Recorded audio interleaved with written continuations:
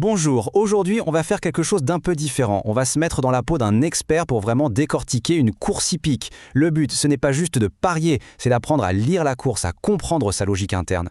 Et franchement, c'est la meilleure façon de voir les choses. Ce n'est pas qu'un sport, c'est un véritable casse-tête, une énigme. Chaque course, et tout particulièrement le quintet, a ses propres codes, ses propres secrets. Et notre mission aujourd'hui, c'est justement ça, trouver les clés qui vont nous permettre de déchiffrer ce mystère.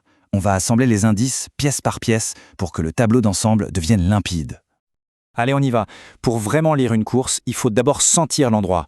Et Vincennes en hiver, croyez-moi, c'est une atmosphère unique. Il y a quelque chose de spécial, de presque électrique dans l'air. On s'y croirait, pas vrai? C'est bien plus qu'une simple compétition. C'est une immersion totale. Tous ces petits détails, le froid, les odeurs, tout ça participe à la tension, au drame qui est sur le point de se jouer.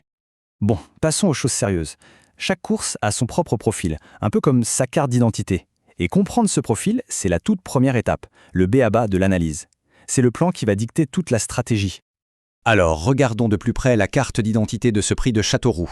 D'abord la distance, 2100 mètres. C'est court, ça veut dire que c'est un sprint, un pur test de vitesse.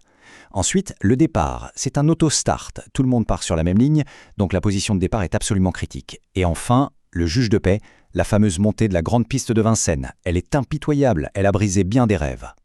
C'est un peu direct, mais cette phrase d'un vieux briscard des hippodromes, ça résume tout. À Vincennes, la vitesse ne suffit pas. Il faut être bien placé au moment clé. Si un cheval reste coincé à l'arrière dans la montée, c'est fini. Il ne reviendra jamais. Et attention, ce n'est pas juste une impression. Les chiffres, eux, sont sans appel. 75%. Ce n'est plus une simple anecdote, c'est une réalité statistique écrasante. Partir en première ligne, ce n'est pas un avantage, c'est quasiment une condition sine qua non pour l'emporter ici.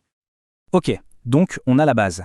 Mais les vrais connaisseurs, eux, ils cherchent autre chose. Ils cherchent le petit détail technique qui peut faire basculer toute la course. C'est là que se fait la différence entre une analyse de surface et une analyse d'expert. Alors c'est quoi cette arme secrète? Cette information que les experts regardent en priorité, celle qui peut tout changer. C'est un mot un peu barbare, mais son impact est lui bien concret. Le mot magique, c'est le déferrage. L'idée est toute simple, on enlève les fers du cheval pour qu'il soit plus léger.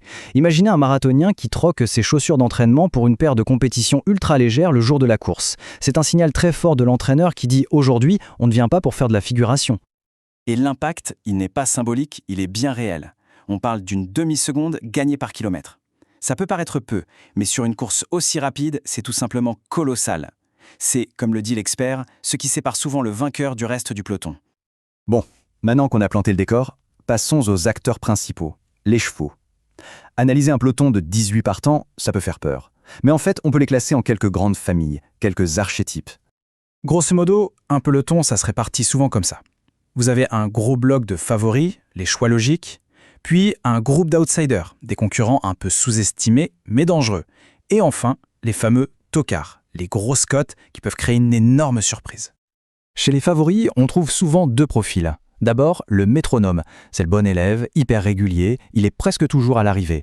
Et puis, il y a l'européen ambitieux, un cheval étranger qui débarque avec des temps canons, mais qui doit faire ses preuves sur la piste si particulière de Vincennes. Les outsiders, c'est souvent là qu'on trouve les pépites, les coups à faire.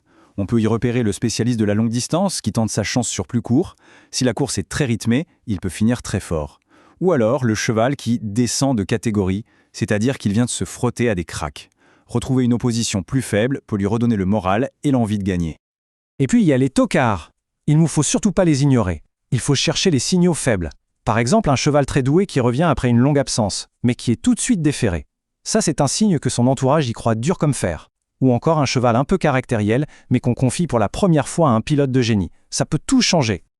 Ok, on a fait toute l'analyse, on a nos chevaux en tête, et maintenant, qu'est-ce qu'on fait? Concrètement, comment on transforme cette analyse en un ticket de jeu?